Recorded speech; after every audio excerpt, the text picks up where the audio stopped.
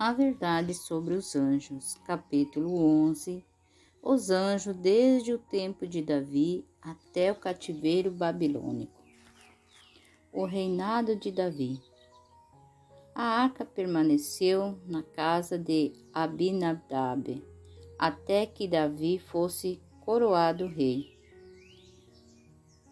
Ele reuniu todos os homens escolhidos de Israel, cerca de 30.000, e foi buscar a arca de Deus. Colocaram o móvel sagrado em uma carroça nova, tirando-a da casa de Abinadab. Uza e Aiu, filho de Aminadab, conduziam a carroça. Davi e toda a casa de Israel se alegravam diante do Senhor, com todo tipo de instrumentos musicais. Quando chegaram à eira de Nacon, Uza estendeu a mão para segurar a arca de Deus, porque os bois tropeçaram. Então a ira do Senhor se acendeu contra Uza, e Deus o feriu ali, por esta irreverência. E Uza morreu ali, ao lado da arca de Deus. 2 Samuel 6, versos 6 e 7. Uza se enfureceu contra os bois porque eles tropeçaram, manifestou notável desconfiança de Deus, como se aquele que trouxera a arca da terra dos filisteus não fosse capaz de cuidar dela. Os anjos que acompanhavam a arca castigaram a impaciência, presunção de Uza, que o levou a colocar as mãos na arca, com o objetivo de estender suas conquistas entre as nações estrangeiras. Davi resolveu aumentar seu exército, exigindo trabalho militar de todos os que estivessem em idade adequada. Para levar isso a efeito, tornou-se necessário fazer o recenseamento da população. Foram o orgulho e a ambição que motivaram esse ato do rei. O objetivo dessa tarefa era diretamente contrário ao princípio de uma teocracia. Até Joabe se opôs, apesar de até aí ter se mostrado sem escrúpulos. Porém, a palavra do rei prevaleceu contra Joabe. 1 Crônica 21, verso 4. Na manhã seguinte foi levada uma mensagem a Davi pelo profeta Gade. Assim diz o Senhor: escolha o que você quer, ou 3 anos de fome, ou que por 3 meses você seja consumido diante dos seus adversários, sendo alcançado pela espada dos seus inimigos, ou que por 3 dias a espada do Senhor, isso é, a peste na terra, e o anjo do Senhor causem destruição em todos os territórios de Israel. Diga agora, disse o profeta, que resposta devo dar no que me enviou? A resposta do rei foi: caímos nas mãos do Senhor, porque muitas são as suas misericórdias. Não quero cair nas mãos dos homens. 2 Samuel 24:14. Rápida destruição se seguiu. 70.000 foram mortos pela peste. Davi e os anciãos do Israel ficaram na mais profunda humilhação, lamentando diante do Senhor como o anjo do Senhor estava em seu caminho para destruir Jerusalém. Deus lhe pediu que cessasse sua obra de morte.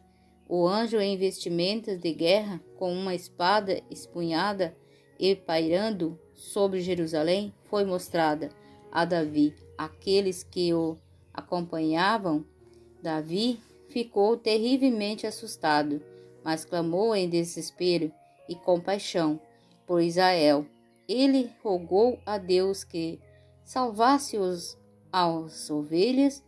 Em angústia confessou: eu é que pequei, eu que fiz essa perversidade. Mas essas ovelhas, o que fizeram?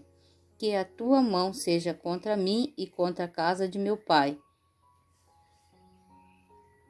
2 Samuel 24:17. O anjo destruidor havia parado nas imediações de Jerusalém, sobre o monte Moriá, na eira de Ornã, o Jebuseu. 1 Crônica 21:18. Por indicação do profeta Davi, foi ao monte e ali construiu um altar ao Senhor, e ofereceu nele holocausto e sacrifício pacífico, e invocou o Senhor, que lhe respondeu com o fogo do céu sobre o altar do holocausto. Assim o Senhor se tornou favorável para com a terra, e a praga cessou no meio de Israel. 2 Samuel 24:25. O local em que o altar foi construído e que dali em diante seria para sempre considerado terra santa foi oferecida ao rei por Ornã como presente, mas o rei se recusou a recebê-lo. Deste modo, Davi pagou Ornã por aquele lugar e 100 quilos e 200 gramas de ouro. 1 Crônicas, capítulo 21, verso 25. Esse lugar, memorável por ser onde Abraão havia construído o altar para oferecer seu filho, e agora consagrado por esse grande livramento, foi depois escolhido como local de templo construído por Salomão. Desde o início do reinado de Davi, um de seus mais acalentados planos tinha sido construir um templo ao Senhor, embora não lhe houvesse sido permitido executar esse desígnio. Ele não manifestou menos zelo e fervor em prol desse objetivo. O Senhor, por intermédio de seu anjo, instruiu Davi, promovendo-lhe um modelo de casa que Salomão deveria construir para ele. Um anjo foi comissionado para estar ao lado de Davi, enquanto ele escrevia para benefício de Salomão as importantes orientações relacionadas com os arranjos da casa. Salomão. O coração do povo se voltou para Salomão, assim como estivera com Davi, de modo que eles obedeceram ao novo rei em tudo. O Senhor enviou seu anjo para, em sonhos noturnos, instruir Salomão. Ele sonhou que Deus estava conversando com ele, e Deus lhe disse: peça o que você quer que eu lhe dê. Salomão respondeu: foste muito bondoso com o teu servo Davi, meu pai, porque ele andou contigo em fidelidade, em justiça e em retidão de coração diante da tua face. Mantiveste para com ele essa grande bondade e lhe deste um filho, que se assentasse ao seu trono, como hoje se vê. Dá, pois, ao teu servo coração compreensivo, para governar o teu povo, para que com prudência saiba discernir entre o bem e o mal, pois quem seria capaz de governar este teu grande povo? 1 Reis 3, versos 5, 6 e 9. Além dos querubins no topo da arca, Salomão fez 2 outros anjos de grande tamanho, assentados em cada extremidade da arca, para representar os anjos celestiais que sempre guardaram a lei de Deus. É possível descrever o esplendor e a beleza daquele tabernáculo.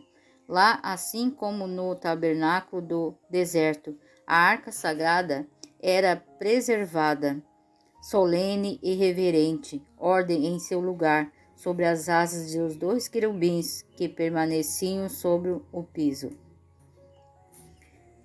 Elias.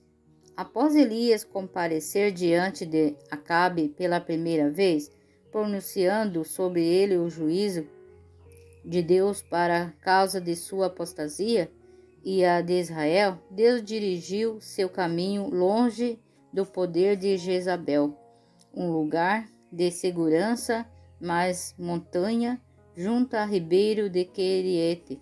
Ali honrou a Elias, enviando-lhe alimento de manhã e à tarde por um anjo do céu. Então, quando o riacho se secou, enviou a viúva de Sarepta e realizou diariamente um milagre para alimentar a família da viúva e Elias.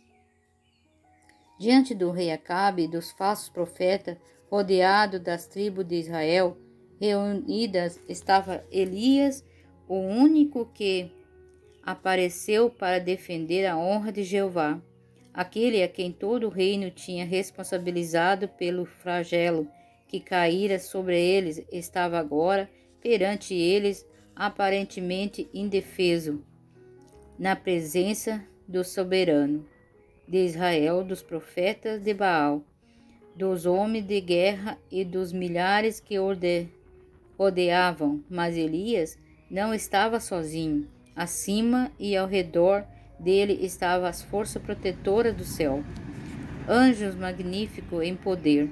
À plena luz do sol, cercado de milhares de soldados profetas de Baal, e o rei de Israel, achava-se o indefeso homem, Elias, aparentemente sozinho, mas na verdade não estava. O mais poderoso exército do céu cercava. Anjo magnífico em poder vieram do céu para proteger o fiel e justo profeta. Com voz firme e autoritária, Elias exclamou: Até quando vocês ficarão pulando de um lado para o outro? Se o Senhor é Deus, sigam-no. Se é Baal, sigam-no. Porém o povo não disse uma só palavra. 1 Reis 18, 21. Diante da dúvida e excitação de Israel no monte Carmelo, a voz de Elias quebrou outra vez o silêncio. Eu sou o único que estou dos profetas do Senhor, e os profetas de Baal são 450 homens. Tragam agora 2 novilhos, eles que escolham para si um dos novilhos, e cortando-o em pedaço, o ponha sobre a lenha, porém não ponham fogo. Eu prepararei o outro novilho, e o porei sobre a lenha, mas não porém fogo. Então eles invocaram o nome de seu Deus, e eu invocarei o nome do Senhor. E há de ser que o Deus que responder com fogo, esse é o que é Deus. Com que alegria teria vindo Satanás, aquele que do céu caiu como um raio, em auxílio daqueles que havia enganado e cuja mente controlara, e que fielmente se havia devotado ao seu serviço.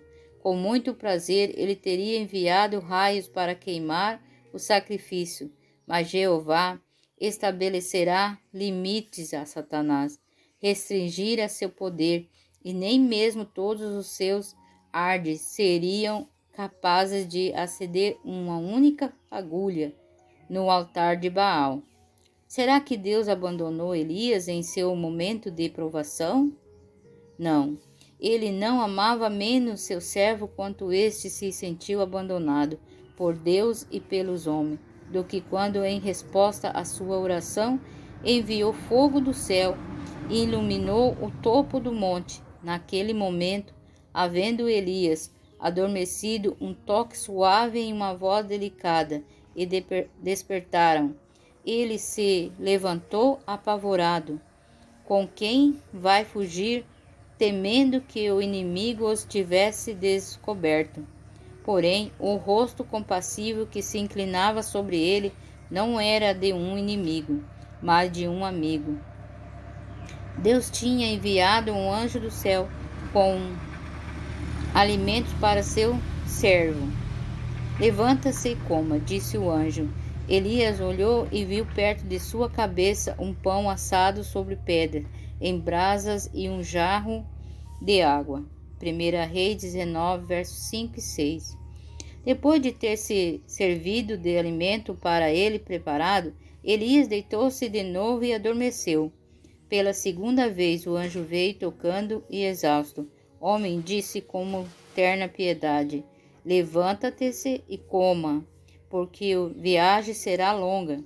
Então Elias se levantou, comeu e bebeu, e com a força daquela comida caminhou 40 dias e 40 noites até Horebe, o monte de Deus, onde encontrou refúgio numa caverna. No deserto solitário e desencorajado, depois de sua experiência